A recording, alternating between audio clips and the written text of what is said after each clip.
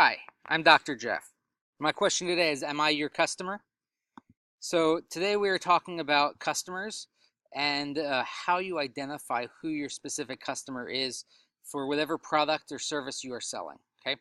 So there's a couple different ways we can look at the customer, okay? You can look at the customer in an abstract sense, in terms of what does it mean to be a customer, or more concretely in terms of like who specifically is your customer, what are the bounds of who is inside your customer group or outside your customer group.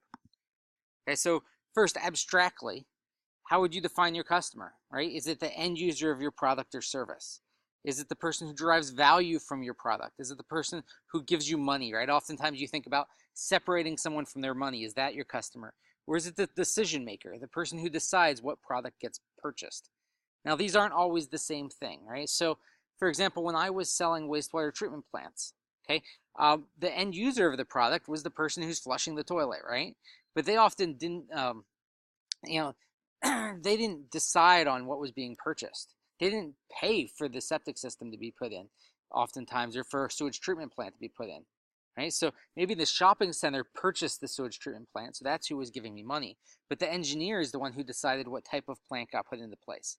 And so when you're thinking about your customer in an abstract sense, there's lots of different ways you can define your customer, and this affects how you are going to sell your product, how you're going to market your product, your distribution channels, right? And it's really important to know abstractly who is your customer. Okay, I often default to the decision maker, right? Because that's who you're going to be selling to in most cases. Right? So, for example, the the tourism group for the state of South Dakota has recognized that mothers are often the ones deciding to make a trip to South Dakota, and so that's the customer that they're selling to. Even though the whole family is going there and deriving value from visiting South Dakota, the customer that they're selling to is the mothers. Okay, so we're going to today talk a little bit about how do you set those bounds in terms of how you are defining your customer. Okay, so here's a little test, and it's a lot more fun when we do it in a class setting, but I'll just go through it really quick for you now.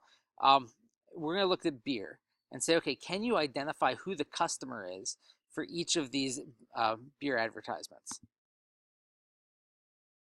Okay, so for this one, what comes to your head first, right?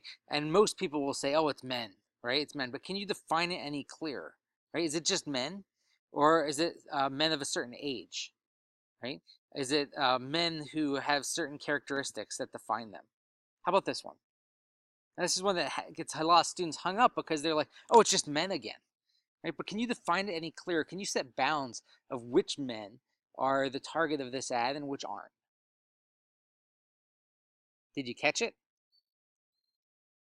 So if you look closely, you'll notice that it's not in English, right? So that very specifically sets a bound of who is being targeted by this ad, right? Obviously, it's not like your typical, American football type of man, because they're not going to speak whatever language this is. And so can you set those bounds? Okay, now this one, on the other hand, is, right? This is not just all men, but it's specifically men who are interested in football. Okay, and you can set that bound. Or here you can get even more specific, right? So this is men who are interested in football and probably live in the Philadelphia area. Okay, so we're setting psychographic variables, what their interests are. We're saying geographic variables, where they live.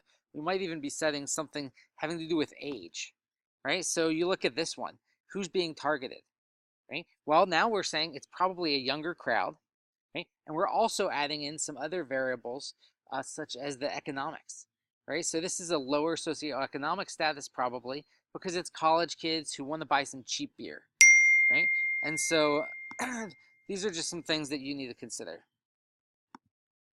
Okay, let's look here. Who are you targeting? Now we're actually deviating. We're not looking at men anymore, but maybe this is women, right? And it's not just all women, but it's maybe women with a certain approach who are maybe more feminists or have more of an outdoorsy type of feel or whatever it is. They're strong women, right? We have ads that target upper class groups, but it's also because that's who the customer is, right? So you're looking at higher economic status. There's some I just don't have any clue. There's some where you can look and say, oh, this is a different type of interest. It's really a different type of product because these are customers who are interested in something unique, right? And so in this case, they want some craft beers, right? So they're not they're not looking for the same product. And because you define the customer differently, you have to design your product differently. So that's a really important thing to think about. Okay, now we're segmenting your customer group, right? You may say, oh, my product, my service is for all men. But in reality, you can actually break that down smaller and say, okay, here we are. I can break it into smaller groups, maybe geographically, behaviorally, psychographically, demographically. I can break down my market into smaller segments. And so how do you do this? Right? And why do you do it? You do it because the way you interact with the customer is going to be different for each of these segments. The channels of distribution, the resources you need, the activities that you're performing, right? Maybe even your revenue models are going to be different depending on which customer group and how you define your customer. Okay, after you've defined your customer, you're going to identify your value proposition. You'll see there's actually an exercise I'm going to have you work on where you're identifying the value for your customer, identifying where their pain points are, what gain they can have, and realize that this is different for every customer segment that you can identify. Okay, some of the values might be similar, but you need to go through every customer segment that you've broken down and identify what is the value I'm providing. Okay, here's one that I just thought was funny, right? Usually we think about the value of our product, if we're talking about beer as being, okay, it's a social influence, right? It's social lubricant, or maybe it's just a beverage and it, relieves thirst. But here we could say, oh, well, what if there's a customer who wants it for health value, right? And wants it for the vitamins, and who knows? And we'll design our products accordingly. Okay. I don't know. I just think this is a really funny one, but here you have a higher alcohol content, right? So it's a different type of customer that wants a different type of value. So you design your product accordingly. Okay. Let's see, what else? Here is a non-alcoholic beer, right? If you're targeting a customer group, who would think that a customer segment for beer would be pregnant women, right? But you can find this niche, and that's often what you want to do. Is you might have a market that's saturated, but yet there's a niche that's being missed, right? And can you identify that niche and design the product accordingly? I realized there is a niche for life jackets from toddlers to 35 pounds, right? It's just a market that's being missed. Here's a tiny little market, right? But if you can get in there and identify it, it's like identifying a niche for beer for pregnant women, right? It's not being satisfied. And so same thing here's for nursing mothers, right? Okay, so here's a question for you, and this is a real tough one, right? Is market segmentation or customer segmentation simply stereotyping, and is that wrong?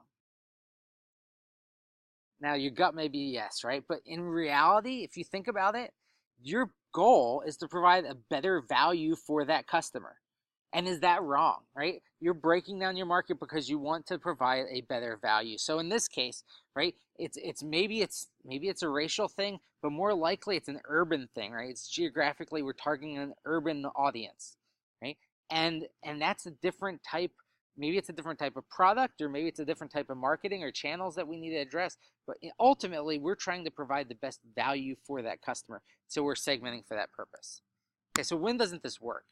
Okay, so I'm not going to show the video for this now, but you all probably have seen videos or advertisements for video games, and you recognize that video games, especially certain types, are highly sexualized, and they target this market, right? This market that's very much teenage boys. Okay, it's a teenage boy market, right? Is that who the customer is for video games? Is it teenage boys? Well, you might think so, but I don't know. I mean, is this really the market for these games? And so there was actually this whole scandal that came up, and it's this Gamergate scandal, and you should look it up. It's crazy, right? But what you're ultimately saying is we are designing these games for teenage boys, and because of that, they were trying to get the designers to mainly be ones who understood that market because they were basically, guys, right? And it became a discrimination issue and became all of these problems. And it wasn't good, right? But ultimately, is this a mistake, right? If we look at who the customers are they really teenage boys like people were saying? And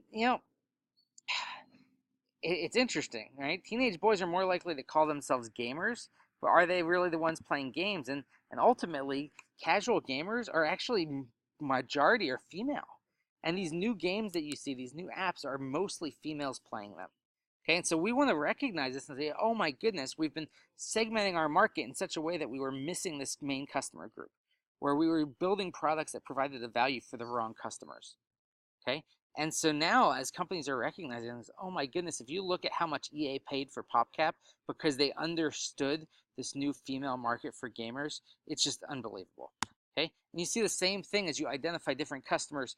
The Nintendo came out with the Wii Fit, right? Because they saw that you have this unserved market of customers that were maybe older or looking for a different value from their products. Okay?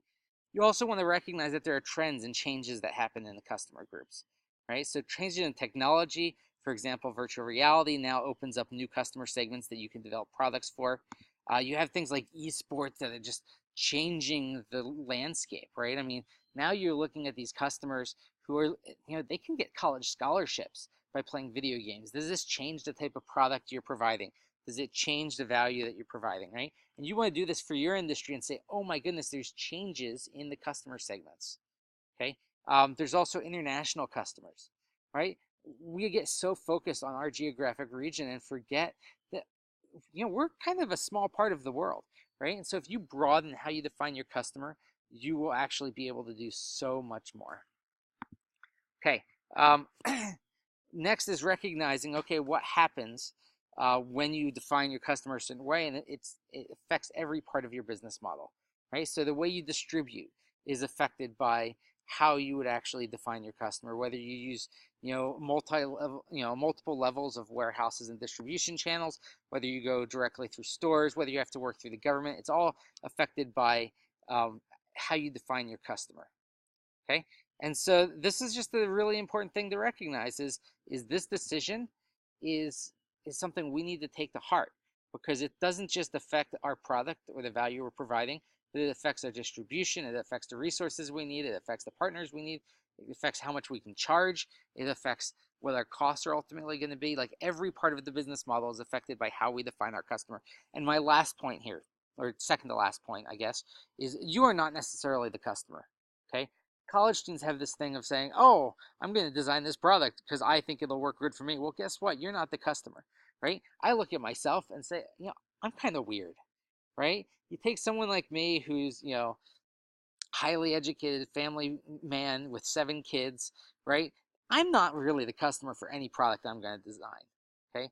I recognize that, right? I have, my income goes to pay for my kids, right? So I don't want to design products for people like me that are kind of strapped for cash. I want to design products for people who have a lot of disposable income, right? That may be people who are a little bit older, a little bit better off, maybe someone who's a college student and can spend whatever money they have because they are living off of ramen. But I'm not my customer for any product I'm creating.